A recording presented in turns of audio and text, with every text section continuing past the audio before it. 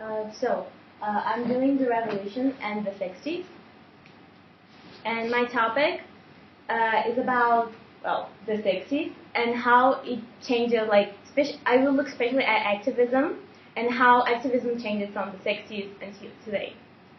Yeah, and one thing that will be very important will be media, because in the 60s we had the TV during the Vietnam War, and today we have internet and how it helps with activism or not. Yeah. So there's activism like in the 60s and activism today. One of those pictures, those Occupy Wall Street. And why this topic?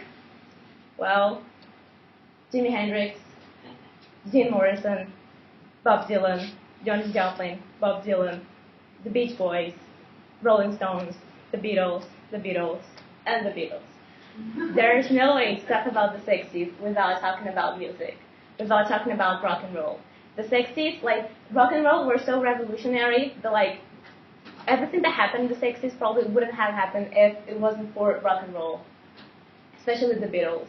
Like, it really changed a lot. It wasn't just music. It was more than music. It changed, like, a whole, like, style of life and everything else. Also, I choose this topic because I really, really like activism. We may not notice, like, how activism is important for us, but, like, maybe we are just here because some crazy kids in the 60s saw something wrong and decided to change it. And then, yes.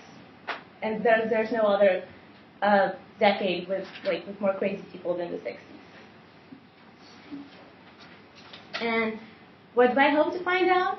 Well, that, like, how all those movements that happened in the 60s, the civil rights movement against the Vietnam War, the student movement, how they changed, like, the way activism works today, and, like, if they changed something, if they were relevant or not. And what have I found out so far? Well, how college education was important for the 60s. Nothing would have happened without college education. And how, like, college education was actually just happened because of the Cold War. Because you know that during the Cold War, we had the United States against the Soviet Union. And so the Soviet Union, they created Sputnik. And the United States, the Americans, they thought, like, oh my gosh, are those communists smarter than us? And then they decided to improve college education. So they sent a lot of kids to college. And those kids who went to college were the kids that were involved in those movements during the 60s. Those movements that, like, fought against what the Cold War was all about. This is actually really interesting.